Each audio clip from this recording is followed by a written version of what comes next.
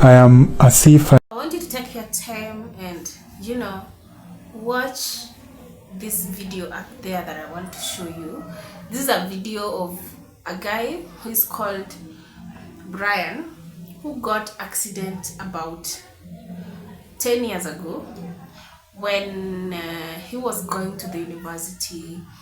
On the way he met with the accident. Brian is coming from Kenya, and this is a video courtesy of Afrimax.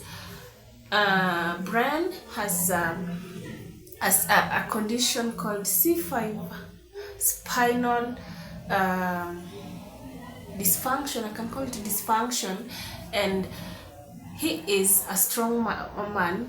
His parents are his heroes, and even at that stage his parents are the one who is taking care of him, which is something that we can emulate as parents. At 30 years, his parents are the one who are washing him.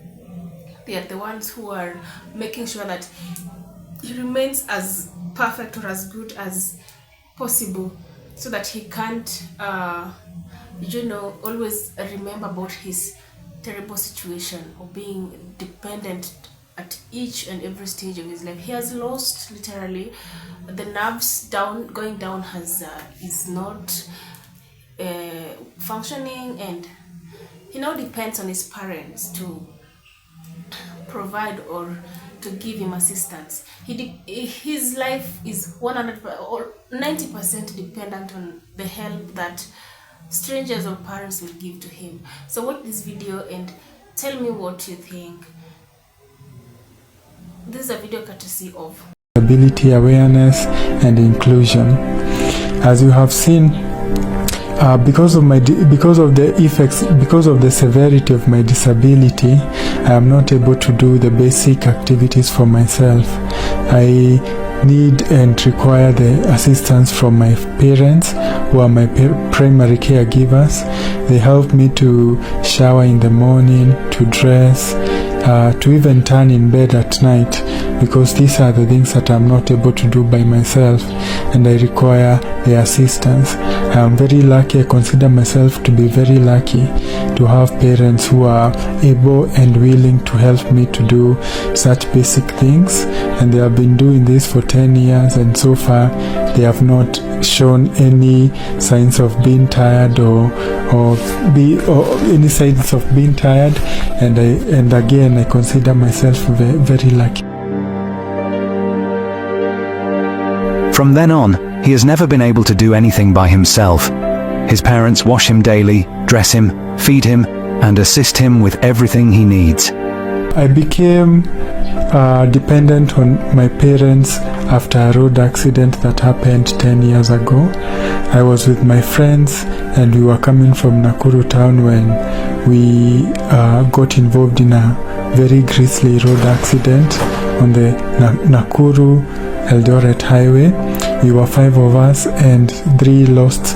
Unfortunately, 3 people in the car lost their lives, but I was fortunate enough to survive the accident, but with again serious injuries.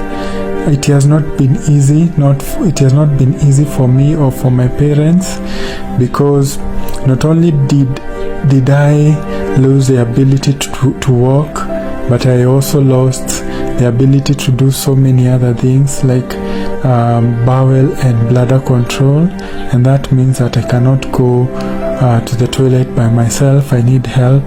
I need to wear adult diapers. I need to wear catheters to help with that, and that has been very challenging. Like I mentioned, I can't even turn in bed, and in the first months after the accident, I couldn't even feed myself.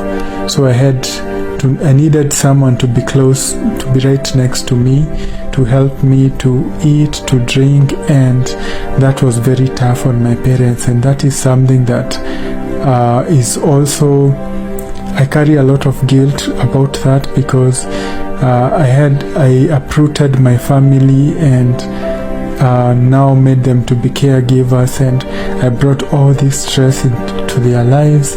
And though I have accepted myself over time, I still feel some kind of guilt that I brought this life into them, but I am so fortunate again that they have not they forgave me over time for what I did, and we were able to move on. And I hope that in future, as the time goes on, we are going to cross those bridges and we are going to achieve healing, all of us. I am a full-time wheelchair user. I am very fortunate to have a motorized wheelchair. That is what I use. Jina langu naitwa Steven Wehenya Mshiri. My name is Stephen. I am 55 years old. Brian, my son, was a bright and ambitious young man. He completed his primary and secondary education successfully and was on his way to university in 2014. I always had high hopes for Brian. He was dedicated to his studies and had big dreams. Seeing him excel in school was one of the greatest joys of my life. I knew he had a bright future ahead of him. But life as we know it doesn't care and can be unfair. Brian also had big dreams and aspired to be a great person, supporting the family in general. However, things took a turn for the worse, and all of those dreams were prevented from being fulfilled. I remember that day vividly. Brian's cousin called and informed me about Brian's accident. I couldn't believe it. I hurried to his room to check if he was there, but he wasn't.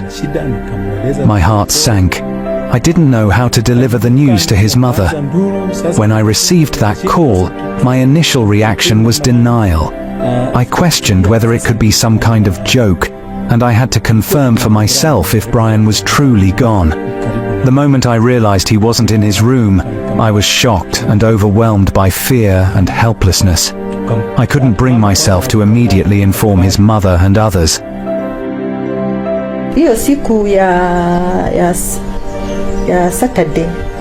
It was a Saturday morning when we received the call.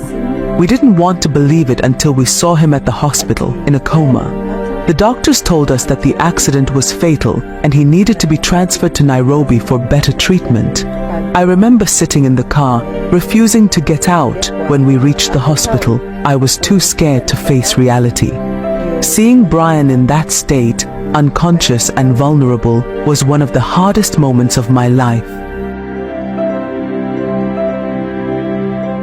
They needed a better hospital, and the only option was to move him to Nairobi. He spent 4 months in the hospital there, with doctors trying to save his life. The expenses were overwhelming, and they had to stop many income-generating activities to take care of him. It was a difficult journey. Every day was a battle. We had to find ways to pay for his treatment, which meant giving up our livestock and timber business. The financial burden was immense, but we couldn't give up on Brian. We had to keep going, no matter what. Every morning, they would wake up early to prepare tea, fed him, bathed him, and took care of his every need. It took 10 months before Brian could feed himself again, and even then, it was a result of their extensive efforts. Learning to care for Brian was a challenge. We had to adapt and find new ways to help him regain some independence. It was a slow process, but seeing him make progress, no matter how small, kept us going. We needed to stay strong for Brian. Each small accomplishment became a victory for all of us. The moment he was finally able to feed himself after 10 months felt like an incredible miracle. We recognized that our hard work was yielding results, and that filled us with hope. I don't have any feeling anywhere below my armpits. So anywhere below my armpits, I don't have any feeling or movement, and my fingers as well, they don't move. They are stuck in this position. So it's only so much that I can do. I am not able to grip things. So my activities or my mobility is very limited. But I am able to make do with what I have. I've been able to make a career, and I've been able to do some work here and there online, and that is what has been sustaining me so far. But all of it has not been enough because I have so many needs, from medication to adult diapers to the catheters, and to even buying servicing these kinds of wheelchairs. And being a young man myself, I also have other needs that I need to take care of. I can't be going to ask my parents for all that. And some of the other things that I need help with is physiotherapy. I have recently gone back to doing physiotherapy. I attend my sessions in PGH Nakuru, which is about 16 kilometers from where we are. So I need transport and to pay for the sessions. I feel like since I went back to physio, a lot of things have started changing, and I've become more active. Now I'm able to, not only am I able to lift some weights and even attempt to turn when I'm in bed, but I'm also trying my hand in cycling.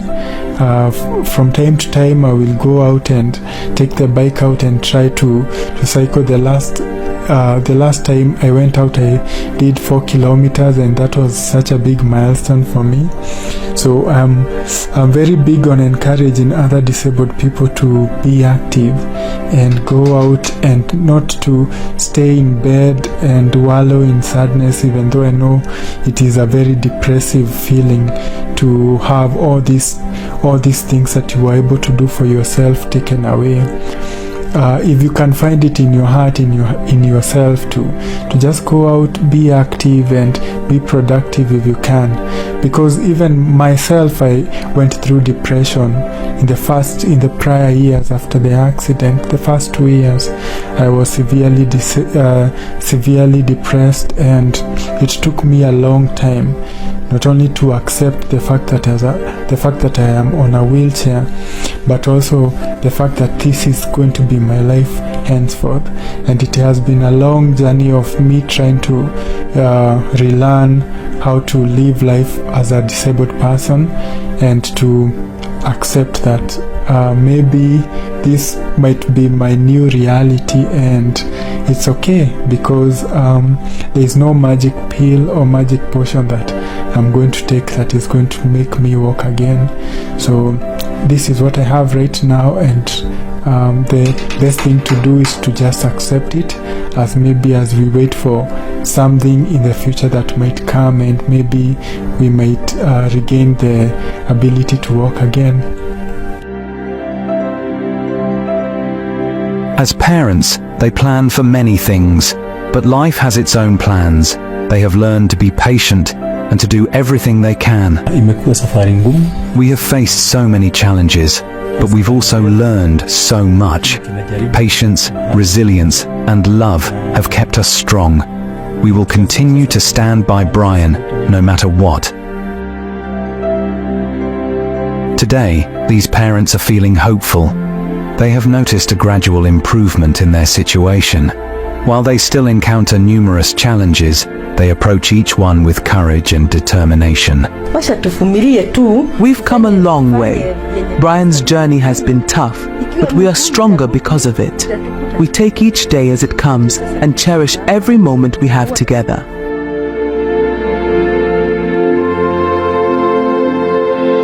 Brian requires several things to improve his quality of life, such as daily physiotherapy sessions in Nakuru, a town located quite far from his place of residence, as well as daily diapers.